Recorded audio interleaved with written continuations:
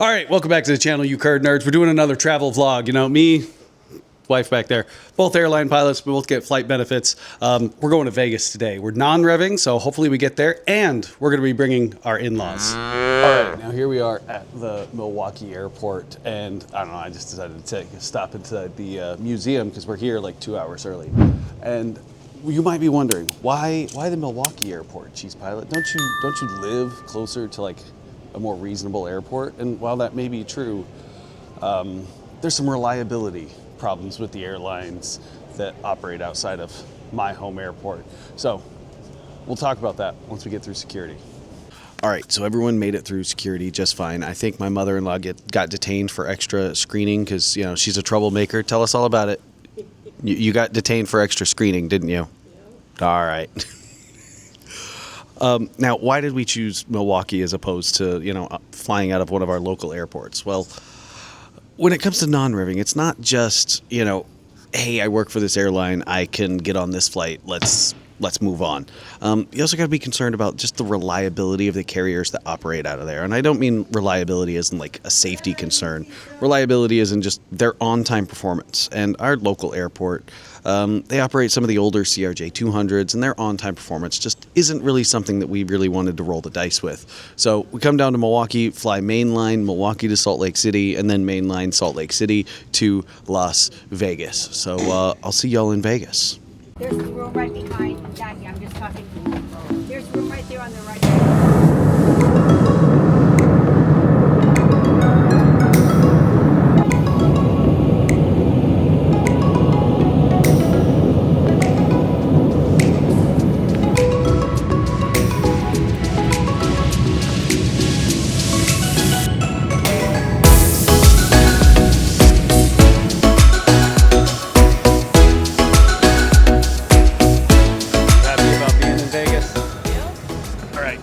We all made it.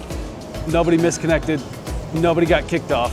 So we made it to Vegas. It's approximately 128 degrees outside. I think that translates to 9,000 Celsius. I could be wrong though. It's hot. I'm ready to go back to Wisconsin already, but we're gonna go see what Vegas has to offer.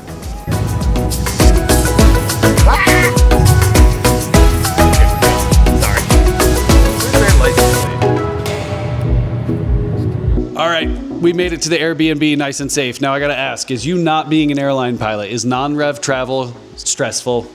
It wasn't today at all, no. No, did we make it on the first try? Yes. Awesome. Now we're gonna go try the fat taco. It's actually El Gordo taco, but in my broken Spanish, I think that translates to fat taco.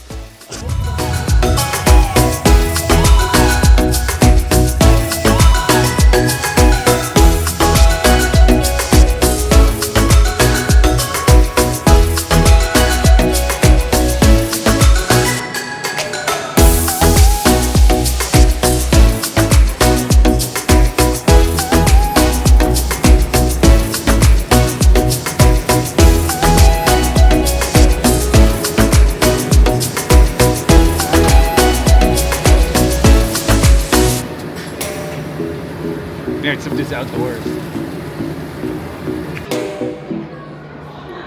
Which one is? Just eat them. All right, so after Tacos El Gordo, which again I'm pretty sure translates to fat taco, you always got to go check out Fremont Street. And Fremont Street, what it is if you've ever seen like Vegas in the movies, where you see all the street performers and the hot dog stands and the cowboy statue. Well, this is what it is now. It looks absolutely nothing like what it used to in the movies. And oh, there's a giant slot machine back there too. Look at that! Look at that nonsense. I wonder what it takes to actually pull that thing. And then there's, I'm still super confused about why there's this absolutely insane screen in the sky. But yeah, let's go see what we can find. Let's go see what trouble we can get into.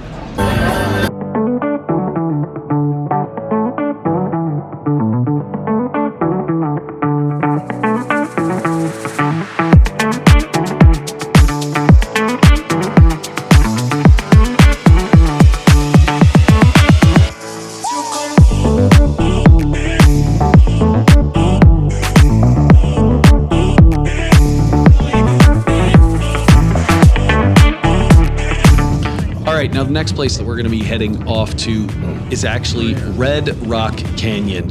Now, I'm in my 30s. My in-laws are in their 60s and 50s. So let's be honest, Vegas isn't really, or at least the Strip isn't really the reason we came to Nevada or Vegas. It's to come and see these beautiful parks and landscapes out here. So the Red Rock Canyon was one of the first ones we stopped at, and I'll tell you all about it once we get inside.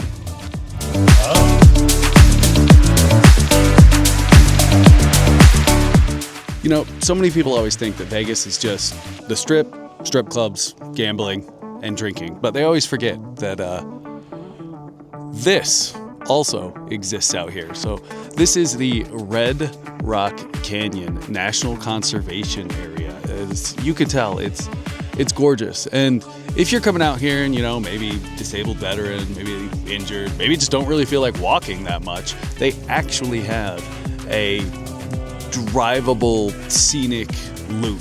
Now, you do have to set up a reservation. It's not just simply show up and go enjoy it, but you get to spend most of it inside the car. There's little stops along the way. So stick around and we're gonna go check all of this out. All right, now here we are at the Calico Hills Trail. And I mean, just let's wait for the helicopter to pass by. I guess you could take a helicopter tour of this place, but just look at it. Just look at it. Just look at it. And just remember, we got here, non-rev, free airline tickets, first attempt. Use your flight benefits if you got them. I got friends that have my flight benefits, and I think they took a flight like once a year ago. So if you've got them, use them, because you can get to beautiful places like this for dang near free. So let's go on an adventure. Oh look, little prairie dog thing. I don't know what it is. It's probably not a prairie dog, but look at it. Thing will scurried across. And can you believe it? People come all the way to Vegas just to gamble and go to strip clubs when there's things like this out here.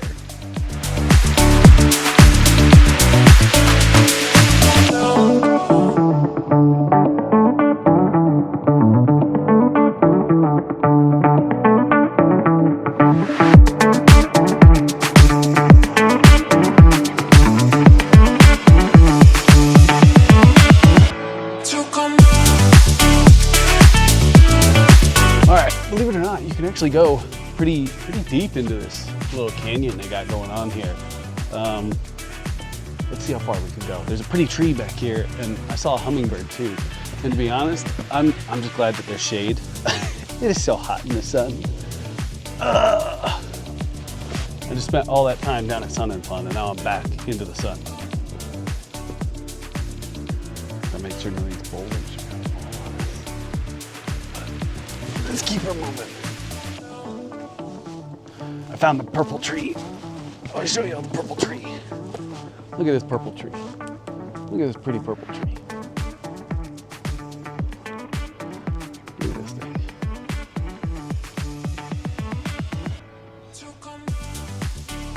There's actually like a bunch of them. Oh, there's people too. Huh? All right, now we've made it to Willow Springs. And I think it's in the Lost Creek or Lost River Canyon. And I mean, you can kind of tell we're in a little bit of a canyon here. Let me flip the camera around. But, you know, you got that wall of the canyon, you got that wall of the canyon. And it seems like where I'm at right now, there used to be a little creek that ran through here before, you know, climate change and water scarcity and all of that other jazz. I wonder where the creek went. They said it was lost. Maybe we could find it. I mean, it couldn't have been lost for very long, because I mean, there's a bridge right here, fully with the intention of getting you over a little creek. You know, they even planted or tried to plant trees. Is that a willow tree? I feel like it's got to be a willow tree, right? Why would it be called the Willow Springs if it wasn't a willow tree? Oh, it's a cottonwood. It's a cottonwood tree. It's hot. But, oh, there's people like off-roading over there. Oh, that Prius. That's a brave Prius. Or is that a Yard? Nope, that's definitely a Prius. Not maintained road. Be careful, Prius. We're walking to a petroglyph wall. What's a petroglyph? What is a petroglyph? Oh, okay, let's go look at it.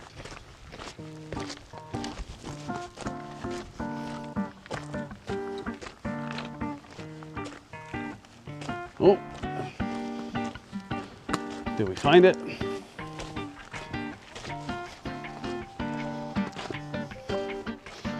Signs of the past. Oh, there it is. You might not be able to get a very good glimpse of it. I'll try and get a picture. But yeah, look, there's a bunch of little cave drawings and carvings and whatnot.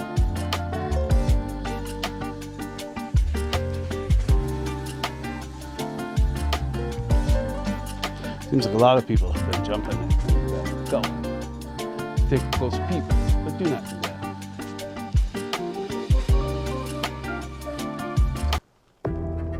All right, it's time to have a conversation about stacked rocks. Everyone thinks this is like a cool, cute little, you know, hippie, cutesy thing to do.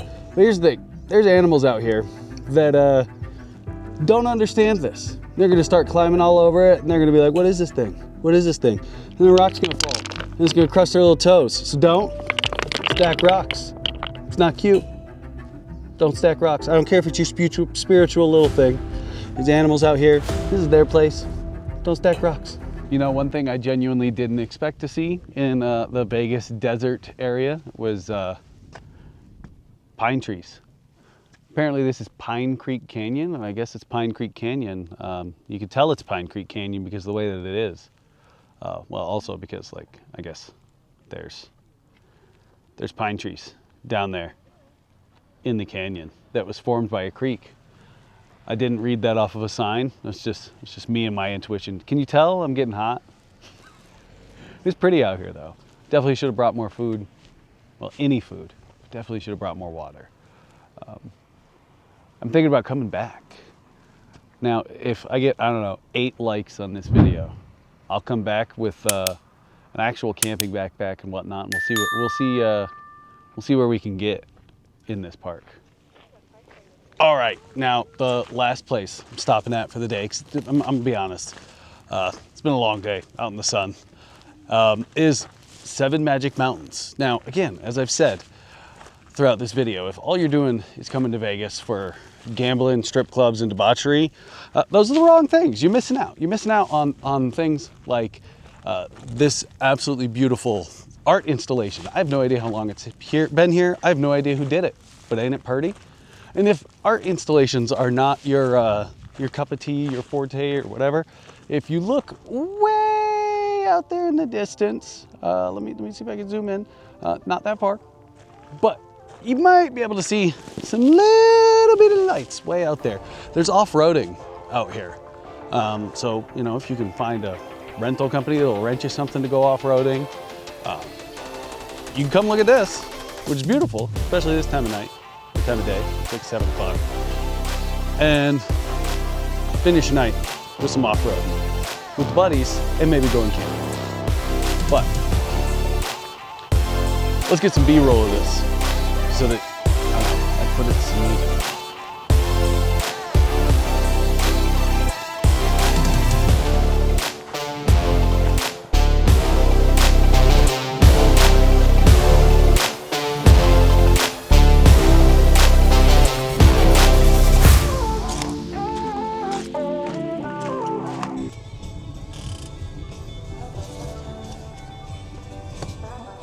All right, last stop on this Vegas non-revving adventure is Death Valley. And I know that's kind of a cop-out because it's not Vegas, it's not even Nevada. But, I mean, it's close enough that if you can get a rental car and come out here and just see this absolutely massive Death Valley, I mean, you got to. You know, rental cars are like $80, and if you're non-revving, you know, if you're using flight benefits, you got out for free anyway. So what's $80 and some gas and a couple snacks, and you get to stop at this little Area 51 tourist shop and get a fun little t-shirt like this, or like what they've got.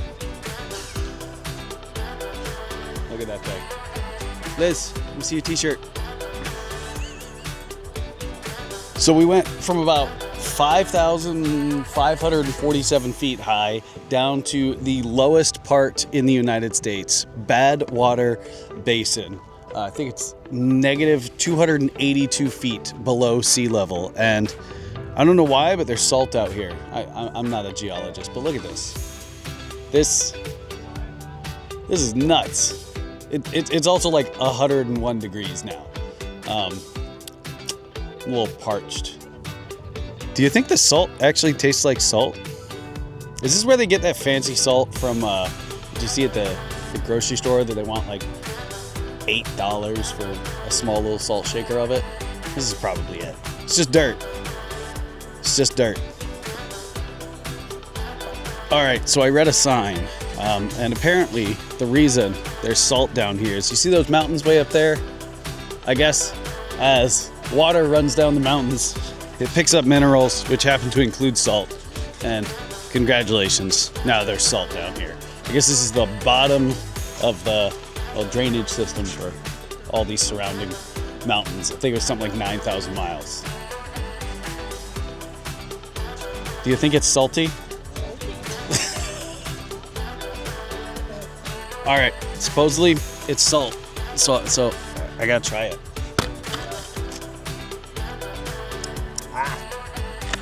It's definitely salt. You can definitely fill a salt shaker with this. Don't do that.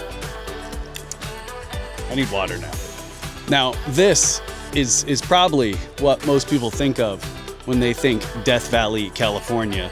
But as you can tell from our little adventure out here, there's a little bit more than just sand dunes and desolate death and 103-degree weather. And just to let me just kind of describe the dryness of this. Just look around. It is just sand and dry for miles and miles. Like every breath I take, I can feel moisture just being pulled out of my skin. Somebody left a boogie board up there a little while ago, as we were walking up here. And I kind of wish I would have brought it, because I could feel like a little boogie board down this. But probably not a good idea, because I'll probably get hurt, and we're way out in the middle of nowhere. And if you're seeing this video, then you know I probably didn't make that decision to get hurt, because I was able to post it. But I really want to get out to that sand dune way out there, but I feel like I might survive getting out there, but I don't know about getting back. Let's get back to civilization. As cool as this is, I feel like a Gatorade is in order. Now, after this adventure through Death Valley, I think tomorrow is the day that we're going to start trying to non-rev home. Now, we haven't looked at the flights. I have no idea how many seats there are empty, which is one of the downsides when it comes to non-rev travel. You kind of gotta plan 2 days depending on where you're going, right? If you're going somewhere that no one really wants to go, like BFE nowhere, there's probably gonna be empty seats. If you're going places that people want to go, like Vegas, there might not be as many empty seats, especially on the way home, because everybody at some point has to go home. So tonight we're gonna take a look, see what the loads look like, see if there's a bunch of empty seats, not a bunch of empty seats. Are we gonna have to make a bunch of different connections? Are we even gonna have to split up the group? We had to do that one time traveling back from Seattle, where there just wasn't enough empty seats, so people just split up and we were taking the seats where we could get them. We all eventually made it back home, but it made it just a little bit more complicated. So I'll let you know. All right, long day out exploring, probably a little bit dehydrated, but I did finally look at the loads back home. And it's not looking great. It does look like we're going to have to split up the group. There's 5 of us. One of them is going to Chicago, and the rest of us are going back to Milwaukee. There's no straight shots between Vegas and Milwaukee, at least not on the carriers that we're going to be traveling on. So we're going to have to go through either Salt Lake, Minneapolis, or some other places.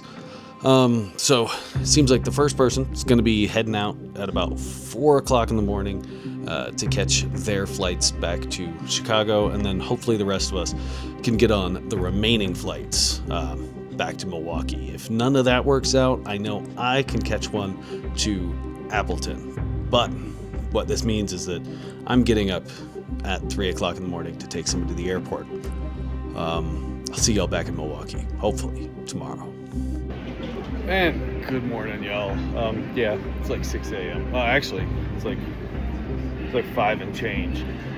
Hopefully, the person I just dropped off gets on. Apparently there's like a 6 a.m. flight that all of a sudden opened up that had like 9 empty seats. 7 people were listed for non-rev for it, so kind of rolling the dice on that. But we'll see how that goes. If they don't get on, then there's a 6:40, and then there's a 9 o'clock, and then there's a lot of flights out of here. So I think it's just a matter of having an airport appreciation day where you sit around and appreciate the architecture until you end up getting on a flight.